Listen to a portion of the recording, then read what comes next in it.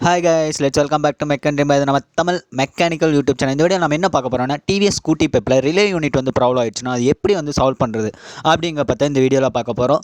Solve பண்ண முடியாத பட்சத்தில் நாம் எப்படி வந்து அதை ரீப்ளேஸ் பண்ணுறது, எதனால் இந்த ப்ராப்ளம் வருது, இந்த ப்ராப்ளம் வரனால நமக்கு செல்ஃப் மோட்டரில் என்னென்ன டிஃபெக்ட்ஸ் எல்லாம் இருக்குது அப்படிங்கிற பார்த்தா இந்த வீடியோவில் ஃபுல்லாக எக்ஸ்பிளைன் பண்ண போகிறோம். ஃபர்ஸ்ட் ஆஃப் ஆல் இந்த வீடியோவில் பார்த்துக்கிட்டிங்கன்னா என்ன ப்ராப்ளங்கிறத ஃபஸ்ட்டு ஐடென்டிஃபை பண்ணிக்கலாம். இப்போ பாருங்கள், ஓப்பன் பண்ணிட்டு நம்ம வந்து ஆல்ரெடி இருக்க ரிலேவை நம்ம டேரெக்டாக செல்ஃப் கனெக்ஷன் ஆகும், மோட்ரு வந்து ஆட்டோமேட்டிக்காக ஓடுது பாருங்கள்.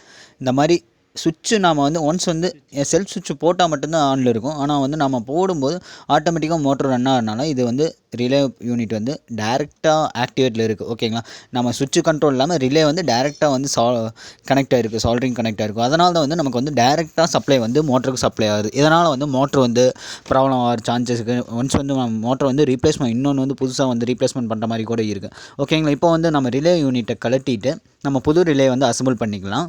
அது எப்படி அசம்பிள் பண்ணுறது அப்படிங்கிறது தான் இந்த வீடியோவில் ஃபுல்லாகவே பார்க்க போகிறோம். ரிலே யூனிட் எங்கே இருக்குதுன்னு பார்த்தீங்கன்னா, நமக்கு சீட்டுக்கு அடியே நமக்கு வந்து ஒரு லாக் மாதிரி ஒன்று கொடுத்துருப்பாங்க. அதில் வந்து லாக் பண்ணி வச்சுருப்பாங்க. இப்போ ரிலே யூனிட்டை கழட்டுறதுக்கு முன்னாடி நம்ம ஒயரிங் எல்லாமே டிஸ்மேண்டில் பண்ணிக்கணும். டிஸ்மேண்டில் பண்ணிவிட்டு இது பார்த்துட்டிங்கன்னா நமக்கு வந்து ஒன்று வந்து பேட்ரிக்கு போகிற ஒயரு, இன்னொன்று வந்து ஃபியூஸுக்கு போகிற ஒயரு. ஓகேங்களா, ரிலே யூனிட்டில் பார்த்துட்டிங்கன்னா 3 ஜங்ஷன் மாதிரி வரும். இது பார்த்திங்கன்னா பேட்டரியிலேருந்து வரது. ஓகேங்களா, அதாவது பார்த்திங்கன்னா ஃபியூஸ் கண்ட்ரோல் ஒன்று வந்து கொடுத்துருப்பாங்க நமக்கு. இப்போ புது ரிலோ வந்து நமக்கு ஆல்ரெடி வாங்கியாச்சு. பழைய ரிலோ பார்த்திங்கன்னா நம்ம ஓப்பன் பண்ணி பார்த்துருக்கோம், அது ஃபுல்லாக மோல்டிங்காக தான் இருக்கும். நம்ம ஓப்பன் பண்ணனால ப்ராப்ளம் வந்து ஈஸியாக கண்டுபிடிக்க முடிச்சு. என்னென்னு பார்த்தீங்கன்னா, சால்ட்ரிங் வந்து விட்டுருக்கு. ஆல்ரெடி சால்ட்ரிங் வச்சு தான் போட்டிருக்காங்க. ஆனால் வந்து நமக்கு சால்ட்ரிங் நிற்கல. ஃபுல்லாகவே வந்து இது ரிலே யூனிட் போனாலும் மோட்டரோட கார்பன் புஷ்ஷு காயில் எல்லா வைண்டிங் எல்லாமே கட் ஆகிடுச்சு. இதனால் ரிலே யூனிட்டும் மோட்ரு அப்படிங்கிற மாற்ற வேண்டிய சுச்சுவேஷன் இருக்குது. ரிலே பார்த்துட்டிங்கன்னா ஒன்ஸ் சுவிட்ச் அமுத்தும் போது நமக்கு வந்து ரிலே யூனிட்டில் வந்து எப்படி ட்ரிப் ஆகுது அப்படிங்கிறது இதை பார்ப்போம். ஓகேங்களா, இப்போ பார்த்துட்டிங்க ஒன்ஸ் வந்து சுவிட்ச் அமுத்துனீங்கன்னா நமக்கு வந்து இன்வெர்ட் பொசிஷனில் இருக்கும். இந்த மாதிரி இன்வெர்ட் பொசிஷனில் லாக் ஆகி தான் நமக்கு வந்து சர்க்யூட் வந்து கனெக்ட் ஆகி நமக்கு வந்து செல்ஃப் மோட்டருக்கு லைன் போகும். அதாவது பேட்டரியிலேருந்து நமக்கு வந்து ரிலேக்கு வந்து ரிலேலேருந்து கட் ஆஃப் ஆகி செல்ஃப் மோட்டருக்கு வந்து ஒன்ஸ் வந்து ஆக்டிவேட் பண்ணி கொடுக்கும். ஒன்ஸ் வந்து நீங்கள் சுவிட்சை விட்டுட்டீங்க அப்படிங்கிற பட்சத்தில் நமக்கு வந்து ரிலே வந்து டீஆக்டிவேட் ஆகி நமக்கு செல்ஃப் மோட்டரும் ஆட்டோமேட்டிக்காக ஆஃப் ஆகும். ஓகேங்களா, இந்த ப்ராசஸ் தான் நமக்கு வந்து ரிலேயில் நடக்குது. ரிலே எப்படி ஆக்டிவேட் ஆகுதுன்னா நமக்கு வந்து பிரேக் சுவிட்சு ப்ளஸ் இந்த பிரேக் சுவிட்சு ப்ளஸ் நமக்கு வந்து இந்த சுவிட்சு வந்து அதாவது பார்த்திங்கன்னா என்ன சுவிட்சுன்னு பார்த்துட்டிங்கன்னா நமக்கு வந்து செல்ஃப் சுவிட்சு வந்து ஆக்டிவேட் ஆகும். இப்போ பார்த்துட்டிங்கன்னா இந்த இதில் தான் வந்து நமக்கு வந்து சால்ட்ரிங் வந்து வச்சுருப்பாங்க ஆல்ரெடி. இப்போ சால்ட்ரிங் ஃபுல்லாகவே டிஸ்கனெக்ட் ஆகி நமக்கு வந்து ஃபுல்லாகவே கருகிருச்சு. அதாவது பார்த்திங்கன்னா வைண்டிங் எல்லாமே ரொம்ப டேமேஜ் ஆகிருக்கு. அதனால் வந்து இந்த ரிலே வந்து நம்ம கண்டிப்பாக யூஸ் பண்ண முடியாது. புது ரிலே தான் ரீப்ளேஸ்மெண்ட் பண்ண முடியும். இதில் வந்து பார்த்திங்கன்னா 1 2 3 ஒயர் வந்து அவுட்புட் வரும். ஒன்று வந்து பார்த்திங்கன்னா ஃபியூஸ் கண்ட்ரோல், இன்னொரு வந்து பார்த்திங்கன்னா 3 பின் ஜங்ஷன் வரும். இந்த 3 பின் ஜங்ஷன் எதுக்குன்னா நமக்கு வந்து பிரேக் யூனிட்லேருந்து ஒன்று வரும், ஒன்று வந்து எர்த்தாக இருக்கும், இன்னொன்று வந்து பார்த்திங்கன்னா நமக்கு வந்து பேட்டரிக்கு போகிற லைனாக இருக்கும். இது வந்து பார்த்திங்கன்னா நமக்கு வந்து பேட்டரியில் கனெக்ட் பண்ணுற லைன். ஓகேங்களா, பேட்டரிலேருந்து ரிலேக்கு போயிட்டு ரிலேலேருந்து அவுட்புட் வந்து வெளியே வரும். ஒன்று வந்து ஃபியூஸுக்கு வரும், இன்னொன்று வந்து பார்த்துட்டிங்கன்னா நமக்கு வந்து கீழே வந்து பேட்ரி லைன்லேருந்து மோட்டர் லைனுக்கு போகிற ஜங்ஷனாக இருக்குது. இப்போ வந்து பார்த்திங்கன்னா நம்ம புது ரிலே ஒன்று வாங்கியிருக்கோம். இது பார்த்திங்கன்னா ஒய் தான் வாங்கியிருக்கோம். ஒய் போட்டுங்க, ஏன்னா டூப்ளிகேட்டு போடுறது கொஞ்சம் நாளைக்கு தான் தாங்கும். அதனால் ஒய்யாக போட்டுங்க. எப்போ போட்டாலுமே ஒய் தான் நமக்கு வந்து பெட்டராக இருக்குது எப்போவுமே. இப்போ ஒய் ஓப்பன் பண்ணிக்கலாம். ஒய் பார்த்துட்டிங்கன்னா ஒரிஜினல் ரிலேவாக இருக்கும். ஏன்னா டூப்ளிகேட்ஸ் வந்து இருக்குது, பட் ஒய் போட்டிங்கன்னா ரொம்ப பெட்டராக இருக்கும். இப்போ ஒய் வந்து ஓப்பன் பண்ணிட்டோம், அன்பாக்சிங் பண்ணிட்டோம். இதில் பார்த்திங்கன்னா சர்க்யூட்ஸ் எல்லாம் பாருங்கள், சேம் சர்க்யூட்ஸ் தான். இது பார்த்திங்கன்னா மேலே வந்து கவர் பண்ணியிருப்பாங்க ஒரு லேயர் மாதிரி. இந்த நமக்கு ரிலே யூனிட்டை தான் நம்ம வந்து அதில் ஓப்பன் பண்ணி கட்டிங் பொசிஷன் காட்டியிருக்கோம். இது மேனுஃபேக்சரிங் பார்த்திங்கன்னா நமக்கு 22 4 months 4 மாதத்தில் மேனுஃபேக்சர் பண்ணது எல்லாமே இருக்குங்க. அதெல்லாம் ப்ராப்ளம் இல்லைங்க. நமக்கு ரிலே வந்து கரெக்டாக ஆக்டிவேட் ஆனால் போதும். ஓகேங்களா, இதுலேயும் சேம் சர்க்யூட் தான் இருக்கும். ஒன்று வந்து பார்த்திங்கன்னா பேட்டரிக்கு போகிறது, இன்னொன்று வந்து பார்த்திங்கன்னா 3 பின் ஜங்ஷன், இன்னொன்று வந்து ஃபியூஸு. இப்போ வந்து நம்ம எப்படி கனெக்ட் பண்ணுறது அப்படிங்கிறது இந்த வீடியோவில் பார்க்க போகிறோம். ஓகேங்களா, இப்போ ரிலேவை அசம்பிள் பண்ணிக்கலாம். இது பார்த்துட்டிங்கன்னா ஒன்று வந்து ஒயரிங் லைன்லேருந்து ஜங்ஷன் வரும். இந்த ஜங்ஷனை நம்ம கனெக்ட் பண்ணிக்கலாம். இதில் பார்த்திங்கன்னா 3 பின். இது பார்த்திங்கன்னா ஒன்ஸ் வந்து நீங்கள் பிரேக் பிடிக்கும்போது ஒரு லைன் வரும். பிரேக் பிடிச்சக்கப்புறம் செல்ஃப் சுவிட்ச் வந்து ஒன்று வந்து ஆக்டிவேட் பண்ணி கொடுக்கும். அது வந்து 2 ஒயர் வரும். ஒன்று பிளாக்கு பார்த்திங்கன்னா நமக்கு வந்து எர்த்து வரும், கிரவுண்டு வந்து பார்த்திங்கன்னா எர்த்து வரும். இந்த 3 ஜங்ஷன் வந்து கனெக்ட் பண்ணால் தான் நமக்கு வந்து பிரேக் பிடிச்சி செல்ஃப் சுவிட்சை ஆட்டோமேட்டிக்காக இது பண்ணுறோம். அதாவது பிரேக் பிடிக்கும்போது ஒரு சுவிட்ச் ஆக்டிவேட் ஆகுங்க. அந்த சுவிட்ச் ஆக்டிவேட் ஆனால் நமக்கு வந்து செல்ஃப் சுவிட்ச் அமுத்தும் போது நமக்கு வந்து செல்ஃப் ஒர்க் ஆகும். அந்த கனெக்ஷன்ஸ் தான் இந்த 3 பின் ஜங்ஷனில் வருங்க நமக்கு. இதுதான் இதில் விஷயம். ஸோ இதை நம்ம கனெக்ட் பண்ணிக்கலாம்.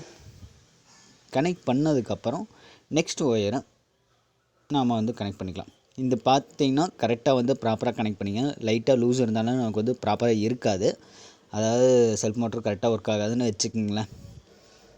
இது வந்து பார்த்திங்கன்னா நமக்கு வந்து ஃப்யூஸ் கண்ட்ரோல் போகும். ஃப்யூஸ் வந்து உங்களுக்கு ஓப்பன் பண்ணி காட்டுறேன் எப்படி இருக்கும் ஃப்யூஸ் அப்படிங்கிறத. அந்த ஃப்யூஸ் போனாலுமே நமக்கு வந்து செல்ஃப் மோட்டர் கரெக்டாக ஒர்க் ஆகாதுங்க. அதாவது பார்த்திங்கன்னா ஒர்க்கே ஆகாது செல்ஃப் மோட்டர். ஃப்யூஸ் வந்து கரெக்டாக இருக்கணும். ஃப்யூஸ் வந்து கரெக்டாக இருந்தால் மட்டும்தான் நமக்கு வந்து லைன் வந்து பாஸ் ஆகும். அதாவது இங்கேருந்து அங்கே கரெக்டாக ஃப்யூஸ் வந்து ஜங்ஷன் வந்து கரெக்டாக கனெக்ட் ஆகி நமக்கு வந்து ஈஸியாக பாஸ் ஆகும். ஃப்யூஸ் ஒன்ஸ் போயிடுச்சு அப்படின்னா நமக்கு வந்து சின்னதாக சுவிட்ச் அமுத்தினாலும் பேட்டரி பேக்கப் இருந்தாலுமே நமக்கு வந்து மோட்டருக்கு வந்து லைன் போகாது. மோட்டருக்கு லைன் போகாத பட்சத்தில் மோட்டர் வந்து ஆக்டிவேட் இருக்காது. ஓகேங்களா? இப்போ ஃப்யூஸை வந்து கரெக்டாக ஃபஸ்ட்டு செக் பண்ணிக்கணும். இப்போ ஃப்யூஸ் நம்ம செக் ஆல்ரெடி செக் பண்ணதில் பார்த்தீங்கன்னா ஃப்யூஸ் எல்லாம் நல்லா இருந்துச்சு. இப்போ ஆல்ரெடி செக் பண்ணாலும் நான் எகைன் வந்து உங்களுக்காக நான் வந்து ஃப்யூஸ் வந்து எப்படி இருக்குங்கிறத காட்ட போகிறோம். ஓகேங்களா? இப்போ இதை வந்து கனெக்ட் பண்ணிக்கணும். கரெக்டாக அதை வந்து ப்ரெஸ் பண்ணி இன்செர்ட் பண்ணிங்கன்னா கரெக்டாக லாக் ஆகிக்கும். இந்த மாதிரி லாக் ஆனதுக்கப்புறம் தான் நீங்கள் வந்து இந்த மாதிரி பொசிஷனில் இருக்கணும். அப்போ தான் வந்து கரெக்டாக லாக் ஆகிக்கும், சிங்க் ஆகும். இல்லைனா வந்து பார்த்திங்கன்னா இழுத்திங்கனாவே வந்துடும், ஒயர் வந்து டிஸ்கனெக்ட் ஆகிடும். இன்னொன்று பார்த்திங்கன்னா நமக்கு வந்து பேட்டரியிலேருந்து இதுதான் ஃப்யூஸ் கனெக்ஷனுங்க. பார்த்திங்கன்னா ஃப்யூஸ் பார்த்துட்டிங்கன்னா ஒரு எக்ஸ்ட்ரா ஃப்யூஸ் கூட கொடுத்துருப்பாங்க. ஃப்யூஸை வந்து ஓப்பன் பண்ணி காட்டுற பாருங்கள். ஃப்யூஸ் பாக்ஸை டிஸ்கனெக்ட் பண்ணிட்டோம்னா பாருங்கள் 10 போட்டிருக்கு பார்த்தீங்களா? இந்த ஃப்யூஸு இந்த சிப் மாதிரி இருக்கிறதுக்குள்ள தான் ஃப்யூஸ் வந்து நம்ம வந்து கனெக்ட் பண்ணியிருப்போம். பார்த்தீங்களா 2 கனெக்ட் பண்ணியிருக்கோமா? ஸோ இதுதான் வந்து இந்த ஜங்ஷன்லேருந்து அந்த ஜங்ஷன் வந்து நம்ம கனெக்ட் பண்ணி கொடுக்குறது. ஏதாவது லைனில் மிஸ்அலைன்மெண்ட் ஆகி நமக்கு வந்து ஏதாவது ப்ராப்ளம் ஆச்சுன்னா இந்த ஃப்யூஸ் ஆட்டோமேட்டிக்காக ஃப்யூஸ் போயிடும். இது வந்து சேஃப்டி பர்பஸ்க்காக தான் ஃப்யூஸ் வந்து நம்ம எங்கேயுமே வச்சுருப்போம். எந்த சர்க்யூட்லையும் நம்ம ஃப்யூஸ் வந்து வச்சுக்கிறது சேஃப்டி பர்பஸ்க்காக தாங்க. எக்ஸ்ட்ரா ஒன்று ஃப்யூஸ் வந்து அவங்களே கொடுத்துருப்பாங்க ஒயரிங் ஜங்ஷன்லேயே. சப்போஸ் வந்து நீங்கள் எமர்ஜென்சி எங்கேயாவது வெளியே இருக்கீங்க, வெளியே மாட்டிட்டீங்க, ஃப்யூஸ் போயிடுச்சு அப்படின்னா நீங்கள் அந்த ஃப்யூஸ் எடுத்து யூஸ் பண்ணிக்கலாம். அதுக்காக தான் வந்து சேஃப்டி ஃப்யூஸு எக்ஸ்டர்னலாக வந்து நமக்கு ஒன்று கொடுத்துருப்பாங்க, பேக் பண்ணி கொடுத்துருப்பாங்க. ஃப்யூஸை வந்து நல்லா லாக் பண்ணிங்க, தண்ணி பூதாத மாதிரி லாக் பண்ணிவிட்டு நாம் வந்து இந்த ஃப்யூஸை ஓப்பன் பண்ணிக்கலாம்.